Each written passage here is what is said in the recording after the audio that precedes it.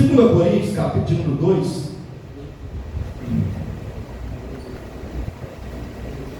quero versículo 14 até o versículo 17.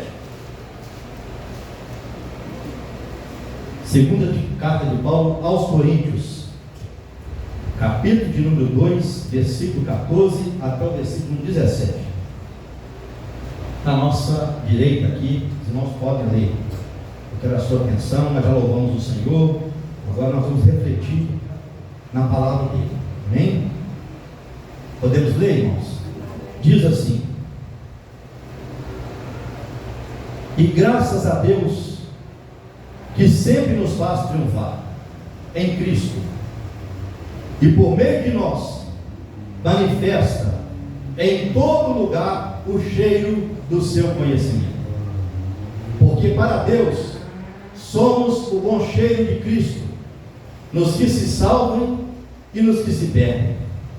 Para estes, certamente cheiro de morte para a morte, mas para aqueles, cheiro de vida para a vida. E para essas coisas, quem é idôneo? Porque nós não somos como muitos falsificadores da palavra de Deus. Antes, falamos de Cristo com sinceridade, como de Deus, na presença de Deus. Amém? Podemos assentar, meus queridos? Podemos assentar, prestando atenção na mensagem que o Senhor tem para os nossos corações aqui nesta noite. Irmãos, quando Paulo ele escreve essa carta aos Coríntios, ou seja, a segunda carta, ele está preocupado, irmãos, com a vida espiritual dos nossos irmãos, em manter aquela alegria, em manter o olhar para o perdão de Deus, para a misericórdia do Senhor.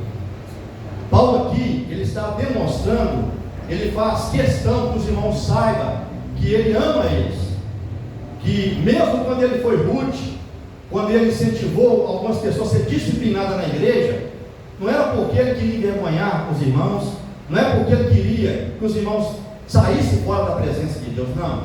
Eles queriam que os irmãos sentissem tristeza e reconhecessem que quem é perdoado não vive na prática do pecado. Ainda pode pecar, porque a nossa natureza humana, a influência do mundo e a influência de Satanás, muitas das vezes acha brecha em alguma coisa na nossa vida, e isso muitas das vezes faz com que a gente tropeça. Mas o pecado, meus irmãos, na vida do servo de Deus, ele não pode ser um estilo de vida, ele tem que ser um acidente, né? Ele tem que ser um acidente. Então Paulo demonstra para aqueles irmãos, muitos ali pensavam que ele era um homem rigoroso, que a preocupação de Paulo é que eles se mantessem intactos nas promessas de Deus, convictos que a qualquer momento eles poderiam partir, mas eles tinham que partir com Jesus, salvo na pessoa de Jesus. Paulo tinha uma preocupação que eles não anulassem a graça de Deus na vida deles. E essa carta aos 2 Coríntios, irmãos, ela tem propósitos específicos. Primeiro, demonstrar o amor de Paulo. Segundo, fortalecer a fé dos irmãos que já estava firme na presença de Deus.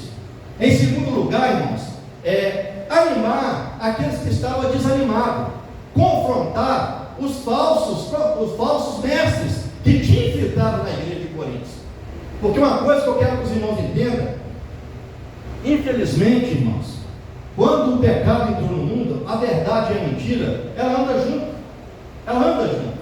Por isso é muito importante o crente orar ao Senhor, buscar a Deus, aprender a palavra, ter uma maturidade espiritual, para você não comer qualquer coisa, para você não ouvir qualquer tipo de mensagem. Principalmente hoje, quem gosta muito de rede social, fica o dia inteiro escutando pregação, escutando mensagem. Tem muito veneno na panela, tem muita bênção também. Mas como você vai poder distinguir isso, a verdade da mentira? É você tendo conhecimento, é você sendo um crente como os bereanos, né? Quando alguém pregar, examinar, ver se aquilo ali está de conformidade com os ensinamentos de Cristo, com os ensinamentos dos apóstolos, né?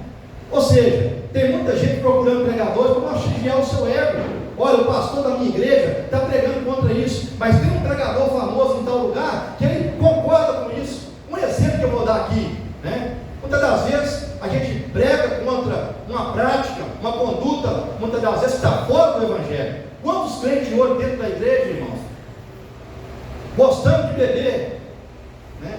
Pessoas foi liberta e ainda toma uma cervejinha, toma um vinho, do vinho vai partir para outra coisa, tá? Eles sabem. A Bíblia, a gente vê algumas pessoas culturalmente bebendo, né? E a pessoa pega essa região lá e traz para cá. Mas a Bíblia fala que um pouco de fermento leveda toda a massa.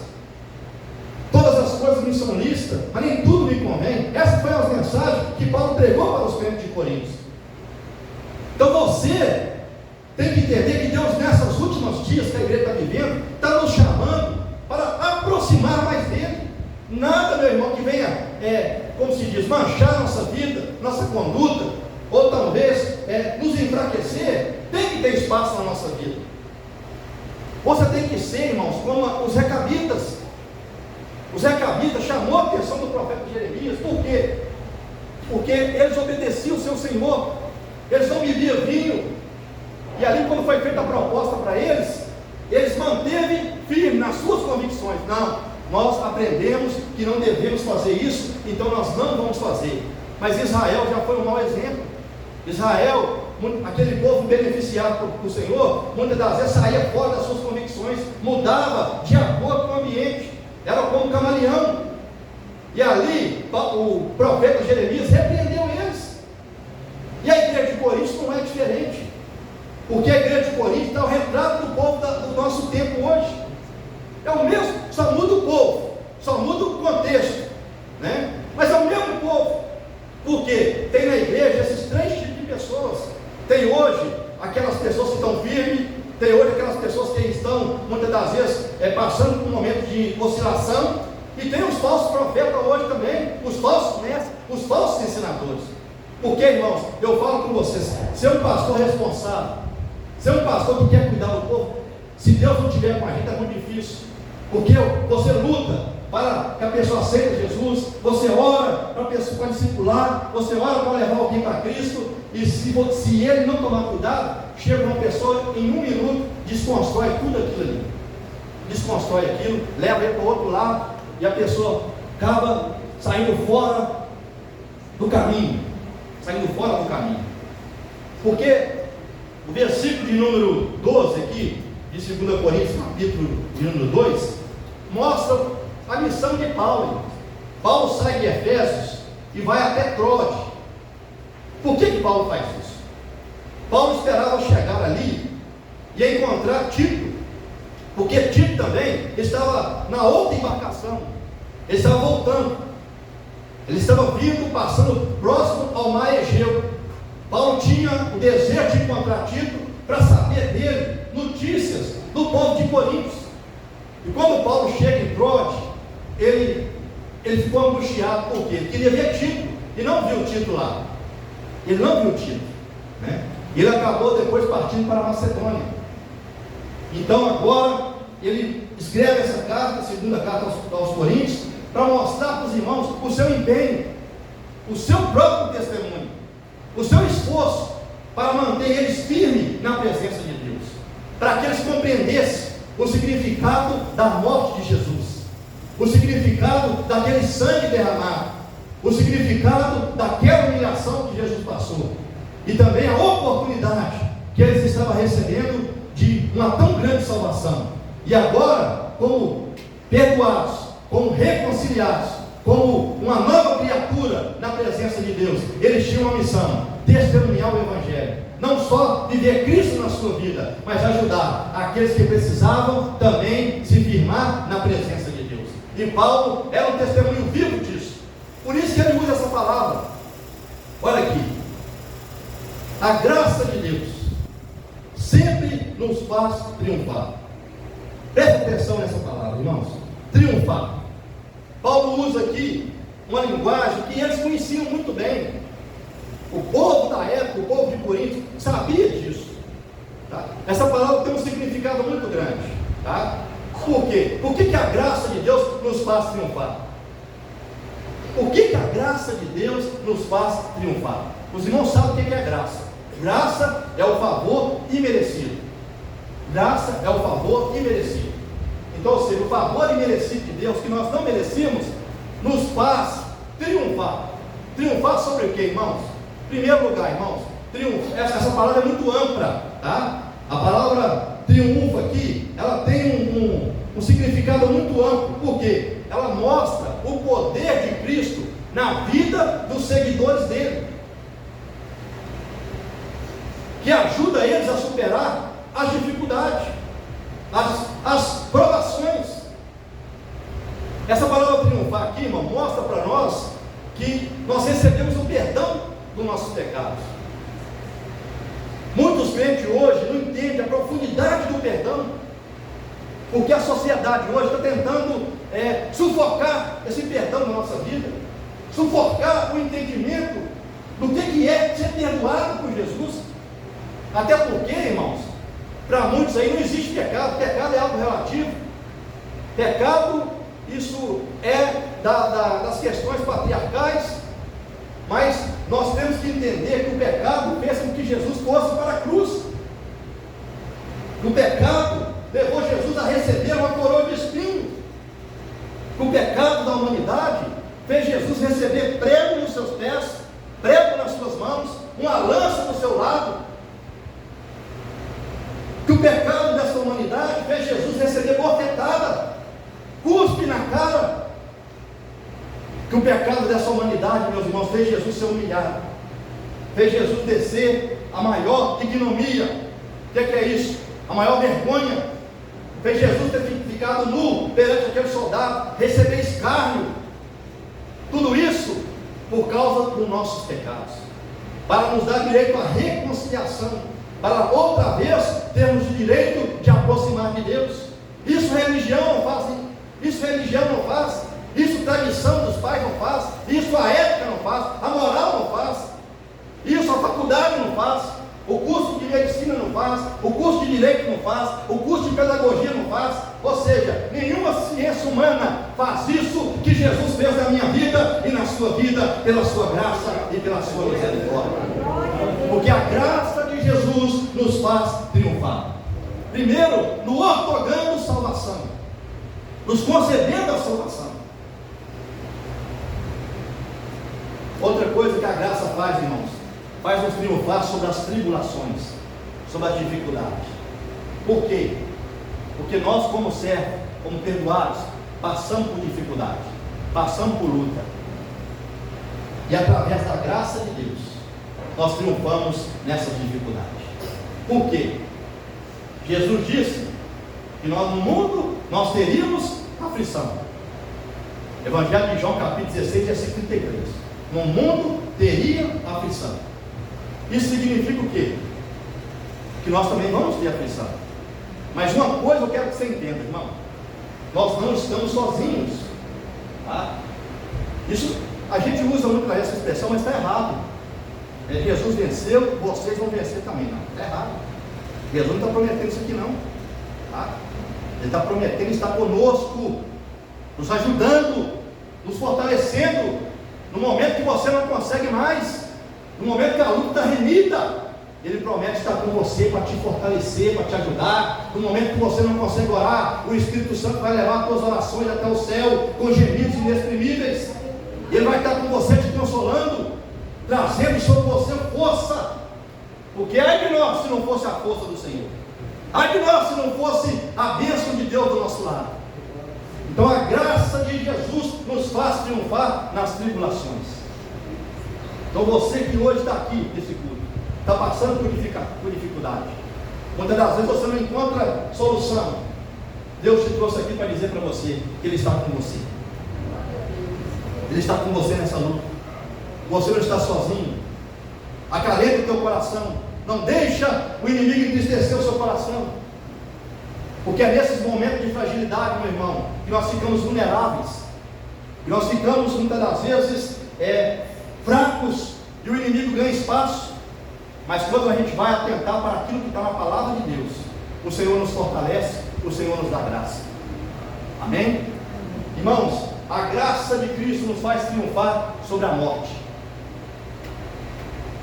Nós oramos aqui para a família do nosso irmão, perdeu um ente querido, mas o que conforta é aquela serva de Deus. Mas quem quer perder? Nós vivemos num mundo que perdemos amigos, perdemos pais, perdemos mães.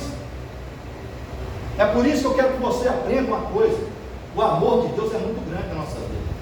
Valorize o seu pai, valorize a sua mãe, valorize a sua irmã, valorize o seu irmão. A família precisa valorizar. Uma das coisas que o diabo tem feito hoje, irmão, é colocar as pessoas no seu individualismo, dentro do seu próprio quadrado. Cada um preocupa com o seu próprio umbigo, ninguém está preocupado com ninguém. Mas o Evangelho de Cristo resgata o amor, a compaixão, a misericórdia, para que eu quero estar bem, eu quero ver meu irmão bem. Se eu estou bem, eu quero orar para o meu irmão também estar bem. Eu quero contribuir para o meu irmão ficar bem. Eu não conformo com o meu irmão, muitas das vezes está passando por dificuldade. Por que eu estou dizendo isso? Porque as pessoas hoje, irmãos, vivem no seu próprio mundo. Os filhos, muitas vezes, estão dentro de casa, não dão um beijo no pai, não dão um beijo na mãe, não fica junto, não conversa. Esquece que vai passar um tempo, que ele não vai ter mais o pai do lado dele, que ele não vai ter mais a mãe do lado dele, que ele não vai ter mais o colo do pai do lado dele, o colo da mãe do lado dele, né? O conselho da irmã, o conselho do irmão. Não perca isso. Isso são momentos, irmãos, que o dinheiro não pode comprar. Só quem sabe, quem perdeu alguém, é a saudade do coração, como é que é. A saudade é algo, irmãos, é uma dor terrível. É uma dor terrível a saudade. Mas quando a gente vai entender que a graça de Deus nos vai triunfar sobre a morte, nós vamos compreendendo qual que é a visão de morte da palavra de Deus. O Salmo, irmãos, 116, versículo 15, fala assim, ó: preciosa é aos olhos do Senhor a morte do justo. Preciosa é aos olhos do Senhor a morte do justo. Por quê? O justo não morre, ele passa dessa para uma melhor. Amém? A morte apenas é um cavalo que nos leva para o paraíso, para a eternidade com Deus. Nós temos que ter essa concepção. Tem crente gostando demais do mundo, ele acha que vai ficar só aqui. E Paulo escreve aos Coríntios, capítulo 15, versículo 19: se nós esperarmos em Cristo somente nessa vida, somos os mais miseráveis de todos os homens. Deus, irmãos, tem o melhor para nós aqui. Quando eu falo melhor, é uma forma de viver, é uma forma de enxergar, é viver os seus valores aqui na terra.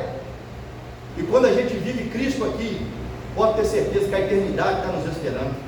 Pode ter certeza que nós estamos valorizando aquilo que Deus tem para nós. Amém? Então, Jeremias, ele fala, né, no capítulo, se não me falha a memória, 18, que o Senhor não tem prazer na morte do ímpio. O Senhor não tem prazer na morte do ímpio. Olha que palavra forte. Mas que o ímpio se converta e viva. Olha que palavra do profeta, irmão. Deus não tem prazer na morte do ímpio, mas que o ímpio se converta e viva. Por que eu estou dizendo isso? Nós temos que saber que estamos vivendo num mundo terrível, num mundo onde as pessoas perderam o seu amor, se tira a vida das pessoas por qualquer coisinha. A violência está aí fora. Hoje eu fico vendo a sociedade, meu Deus, tem misericórdia. Quantos jovens aí, ó, lutando, o pai lutando para dar um celular para o filho, né? E se ele não tomar cuidado, chega alguém lá e toma isso dele, e por causa desse celular ele pode perder a vida dele. E a violência, irmão, não está só resumida aqui no Brasil, não.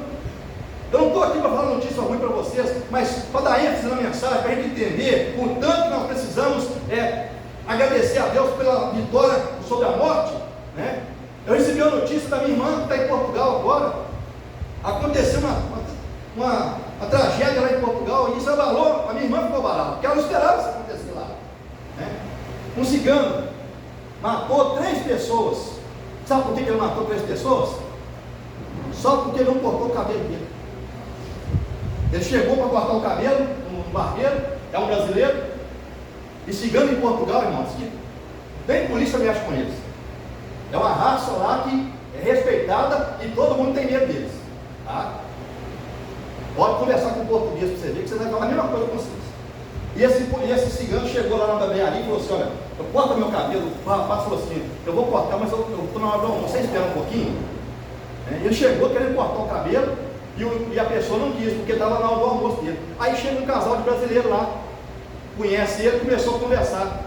E esse cigano ficou revoltado, porque o rapaz não cortou o cabelo dele, mas ficou conversando com aquele casal. Pegou um revólver, deu um tiro na cabeça do barbeiro, deu um tiro na cabeça da mulher e na cabeça do homem, matou os 3. Os brasileiros que estavam lá ficou revoltados, tacou fogo nos carros. O que a polícia foi investigar? O cigano? Não. Foi investigar quem tacou fogo nos carros. Não preocupou nem com quem matou, por que matou, o que aconteceu. Isso é só para nós entender como é que o mundo está banal. A pessoa muitas das vezes sai do seu país, vai lá para fora, esperando ter uma vida melhor. Se ele não tomar cuidado, ele parte. Nós temos que sair daqui, irmão, para lá.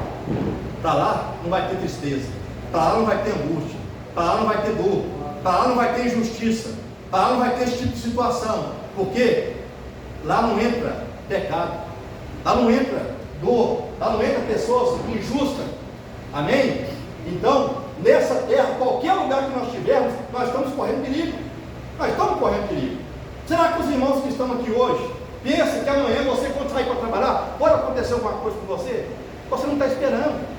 É por isso que a Bíblia fala que aquele que habita no esconderijo do Altíssimo, na sombra do Onipotente, ele vai descansar.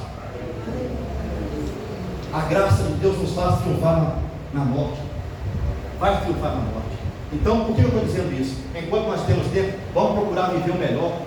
Viva bem com a sua família. Primeiro, viva bem com Deus. Tenha um relacionamento mais profundo com Deus. Viva bem com a sua família. Viva bem com os seus amigos. Viva bem no ambiente de trabalho. Está cheio de pessoas hoje odiando, brigando por tanta coisa, mas o ódio não pode fazer parte daqueles que foram comprados pela graça de Deus, daqueles que foram perdoados por Cristo, daqueles que receberam uma nova vida em Jesus. O ódio, o ciúme, a inveja não pode fazer parte da nossa vida.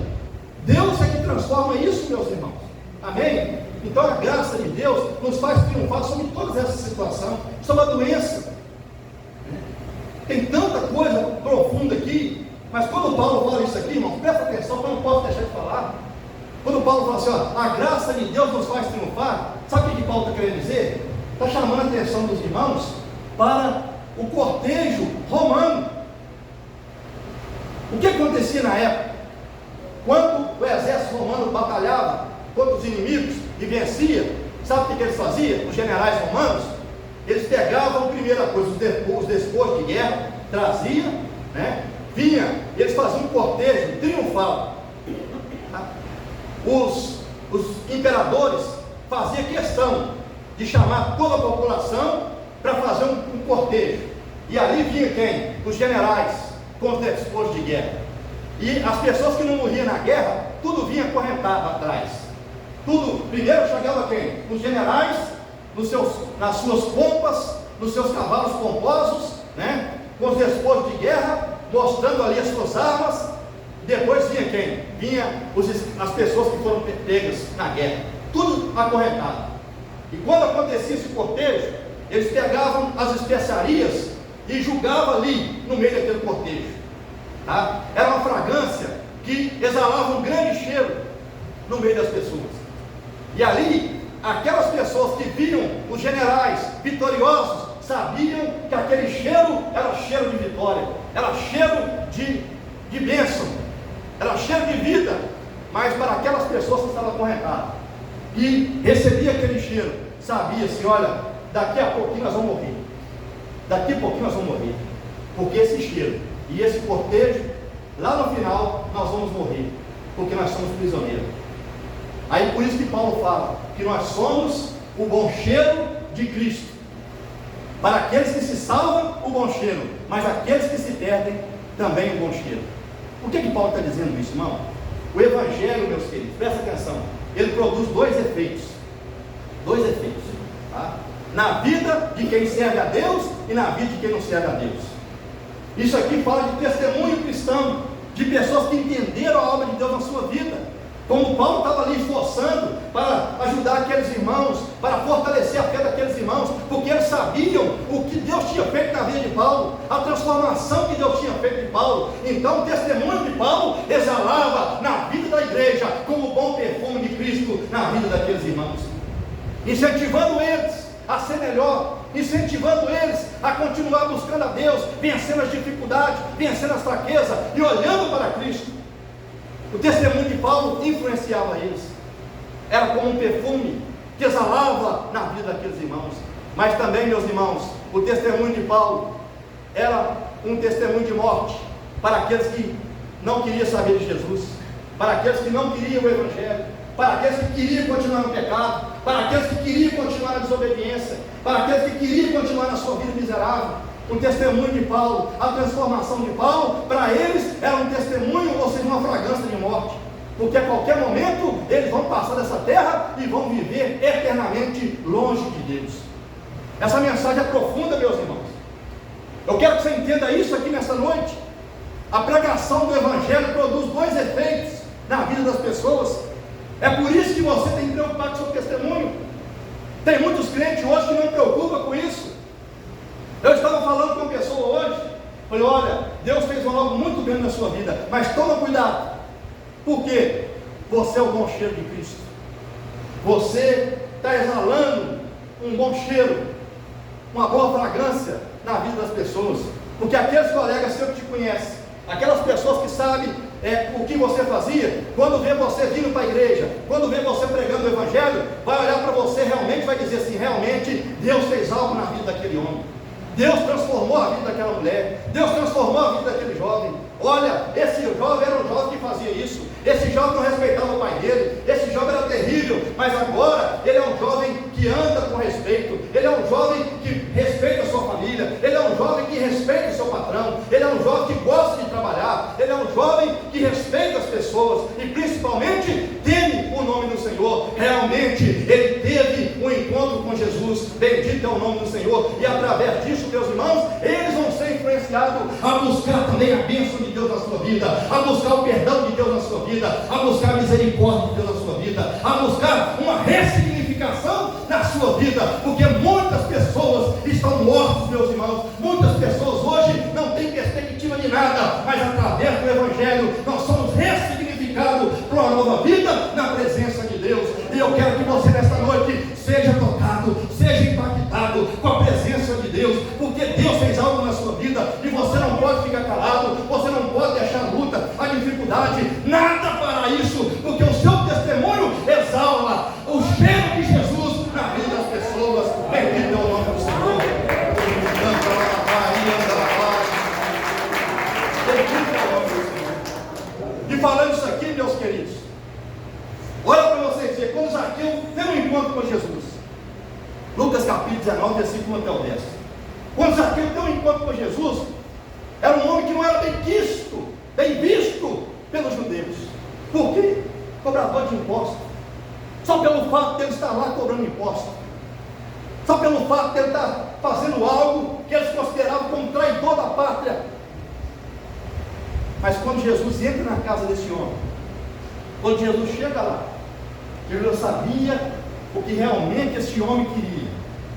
Jesus já sabia como estava o coração desse homem para a oportunidade que o Evangelho fizesse efeito na sua vida. E as pessoas começaram a criticar, começaram a dizer que Jesus tinha entrado na casa de um homem pecador. Mas o que lhe chama a atenção, irmãos, é que Zaqueu recebe Jesus gostoso, recebe Jesus com alegria. E é isso que você tem que entender, gente. Aleluia! Receber Jesus na nossa vida é maravilhoso. Receber a unção do Espírito Santo é maravilhoso. Receber a presença de Deus, andar com a cabeça erguida, saber que somos salvos em Jesus é maravilhoso. O que está acontecendo com a sua vida, meu irmão? Você está perdendo a dinâmica do Evangelho? Está perdendo a alegria de servir a Deus? Nessa antepenúltima ceia de 2024, o Senhor quer resgatar essa alegria na sua vida, quer resgatar as promessas de Deus na sua vida. O bom testemunho que você tem, você parou de brilhar, você deixou ser pagado por não sei o que aconteceu, mas Deus quer reacender novamente esse testemunho na sua vida. Bendito é o nome do Senhor. Mas quando as pessoas ali rejeitam Zaqueu, irmãos, né? O perfume estava sendo exalado, mostrando para eles que se eles não também arrependessem dos seus pecados, eles iam se perder. Foi por isso que Jesus disse lá, Zaqueu se arrependeu. Jesus não pediu para ele fazer nada. Ele falou: Senhor, se tem alguma coisa eu tenho que defraudar alguém, eu vou restituir 4 vezes mais. E Jesus disse: olha, hoje veio salvação esta casa, porque o Filho do Homem veio buscar e salvar o que se havia perdido. O que se havia perdido. Então muitas pessoas, irmãos, receberam o perdão de Deus e começaram a exalar o bom cheiro de Cristo. E como eu estou falando de Paulo aqui, eu quero continuar falando de Paulo, porque olha, vocês vejam, quando você vai ler o Evangelho, né, a partir do versículo de número, capítulo 9, quando Paulo tem um encontro com Cristo, olha como a vida dele é mudada. Primeiro, ele fica cego, ele fica um tempo cego. Depois o Espírito Santo manda Ananias ir lá orar por ele, onde ele estava, deu endereço, deu o nome da pessoa, a casa, o local que ele estava lá. Quando Ananias chega lá e fala: Senhor Jesus, a qual eu sirvo, mandou orar por você. E as escamas, a cegueira caiu daqui. E Paulo ali começou uma nova vida com Jesus. Depois que Paulo, irmãos, começou a aprender, olha como é que fica. Primeira coisa, produziu 2 coisas. As pessoas ficaram com medo, não acreditavam que realmente Paulo tinha tido um encontro com Cristo, ficaram com medo, né? Mas outros, Barnabé, começou a enturmar com Paulo, ajudar ele a entender um processo novo que ele estava passando na sua vida. Mas quando Paulo começa a pregar o Evangelho, começa a anunciar Jesus como Messias, as pessoas ficaram preocupadas. Por quê? Ele perseguia essa fé, ele colocava na cadeia, e agora ele está anunciando essa palavra, ele está anunciando esse nome. E ali, o bom cheiro de Cristo produziu 2 efeitos, né? Para uns produziu efeito, meu irmão, de mudança, mas para outros, efeito de morte, porque eles queriam matar Paulo. Eles queriam matar Paulo. Eu quero que você entenda uma coisa aqui: nem todo mundo vai aceitar o Evangelho. Estou pregando para várias pessoas aqui hoje, que você trabalha com muita gente, né? Eu não sei como é que está a sua vida. Talvez você está esperando o final do ano para você voltar para a igreja, ou talvez você está esperando para o ano que vem. Não, é hoje.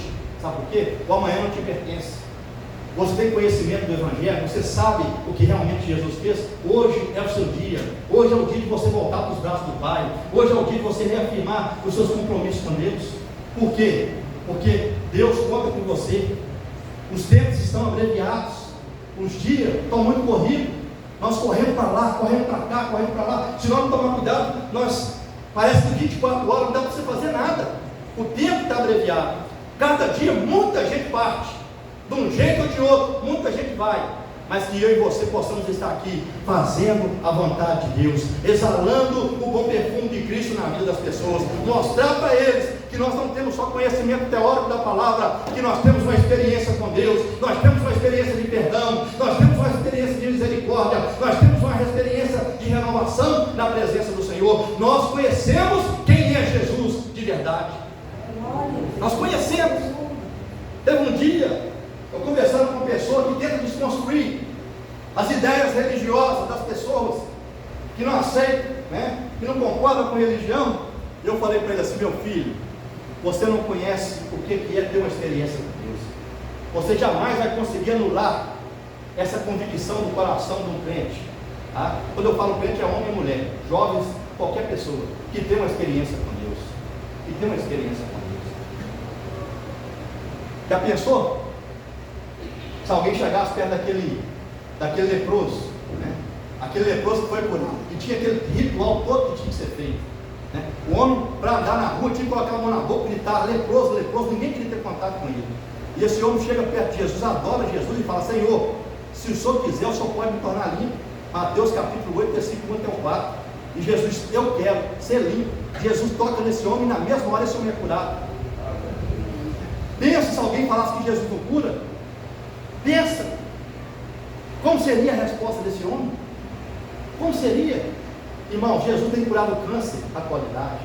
É uma doença que tem desafiado a medicina, porque o câncer hoje, ele tem várias ramificações. ele não tem uma só causa e nem uma só ramificação. Antigamente, quem pegava câncer era só pessoas da terceira idade. Hoje, jovens, crianças têm pegado essa doença. Mesmo com o aumento da ciência, tá? Mesmo com toda a tecnologia avançada que nós estamos vivendo, as doenças é ainda algo desafiador para a medicina, para os médicos. Por que isso? Porque só Jesus tem a solução para os problemas que a humanidade enfrenta. A violência também é. A doença, tudo isso é. As guerras, o desentendimento, tudo isso é. Por mais que a sociedade está evoluída, né? Por mais que nós temos homem hoje, meus irmãos, com tantos diplomas, a violência ainda é algo inerente à sociedade. As guerras é algo ainda inerente à sociedade. Olha que contraste que nós vivemos hoje. Quantas nações passando fome, quantas pessoas sofrendo, e as nações ricas gastando milhões e bilhões para produzir guerra, para produzir armas, para jogar na cabeça dos outros, para trazer mais preocupação, mais dificuldade. O dinheiro que esse povo gasta nas guerras, irmão, daria para matar a fome de todo mundo, daria para todo mundo viver em paz. Mas por que não vive? Por que não consegue fazer isso? Porque nessa terra, meu irmão, não vamos ter a solução para nada. O homem pecador, o homem distante de Deus, só produz coisas que não agradam a Deus. Por isso eu quero que você entenda uma coisa: eu e você somos privilegiados. Para nós terminar, diga comigo bem forte: eu sou privilegiado. Mais uma vez, bem forte: eu sou privilegiado. Porque Jesus me perdoou. Então, fique de pé. Eu quero orar pela sua vida. Eu quero orar por você. Eu quero terminar isso aqui mais uma vez dizendo: nós somos o bom cheiro de Cristo. Isso vale um testemunho. Meus irmãos, os soldados romanos, o exército romano, ele trazia uma segurança momentânea para o povo. Por quê? Quando eles viam aquele cortejo entrar na cidade com aquelas armas, com aqueles generais, com as estrelas no seu uniforme, eles pensavam assim: olha, nós temos homens que vão nos garantir a segurança. Esses homens é bem treinado, esses homens têm um armamento forte. Mas eu quero dizer para você uma coisa: mesmo tendo tudo isso, acontecia guerra que eles perdiam. Mas hoje nós temos um general dos generais. O nosso general é Cristo. Amém? Ele não tem batalha perdida, meu. Amém? Então, eu quero que você entenda: conosco está o nosso general. A batalha não está perdida. Então, continue testemunhando Jesus. Não deixa o inimigo calar você. Porque cada pessoa que prega, cada pessoa que anuncia que Jesus fez algo na sua vida, ele está produzindo dois efeitos. Primeiro, ele está exalando o perfume de Cristo na sociedade. Ele está mostrando o que Jesus fez na vida dele, pode fazer também na vida do outro. O que Jesus fez na sua família, ele pode fazer também na família do outro. Mas aqueles que são incrédulos, aqueles que não querem saber do Evangelho, está dizendo para ele o seguinte: olha, se você morrer no seu estado pecaminoso, você vai perder a sua salvação. Esse bom testemunho, esse perfume, está dizendo essas duas coisas: incentivando e também mostrando, dando às pessoas a oportunidade de se arrepender e de voltar para Deus. Então eu quero orar pela sua vida agora. Valorize o que Jesus fez na sua vida. Seja um testemunho vivo daquilo que Jesus fez na sua vida. Amém? Ore comigo agora. Senhor nosso Deus eterno Pai, neste momento, meu Deus, eu quero te agradecer por esta oportunidade de nós estarmos aqui, meu Pai, pregando a sua palavra, falando, Senhor, da tua obra, falando do teu perdão, falando da tua graça e falando da sua misericórdia. Que o Senhor possa trabalhar nesta noite, Pai, nos nossos corações. Meu Deus, que nada venha ofuscar o testemunho do teu poder na nossa vida, da graça do Senhor, da misericórdia do Senhor, aquilo que o Senhor tem feito na nossa vida, na nossa casa. Meu Deus, em nome de Jesus, que seja, Senhor, para influenciar as pessoas, para influenciar a sociedade que nós estamos vivendo, que estamos inseridos, que eles possam ver que há um Deus do céu, que perdoa, que cura, que liberta, que está abraçando com cada um dos teus filhos na atualidade. Ajuda a tua igreja a testemunhar da tua graça, do teu perdão e da tua misericórdia. misericórdia. Ajuda teus filhos, ó Deus, a ler mais a tua palavra, a não ser enganado pelos falsos pregadores, a não ser enganado pelas falsas mensagens. Tenha misericórdia de nós, meu Pai, que nós possamos estar firmes como os montes de Sião, que não venhamos ser abalados por nada, mas que possamos aguardar as trombetas soar para subirmos para o encontro do Senhor dos ares. Esta é a nossa esperança. Tenha misericórdia da tua igreja, abraça com teus filhos agora, em nome de Jesus, ó Pai, que venha cair por terra tudo aquilo que não te agrada, toda desobediência, toda incredulidade, venha cair por terra nesta noite, em nome de Jesus, em nome de Jesus.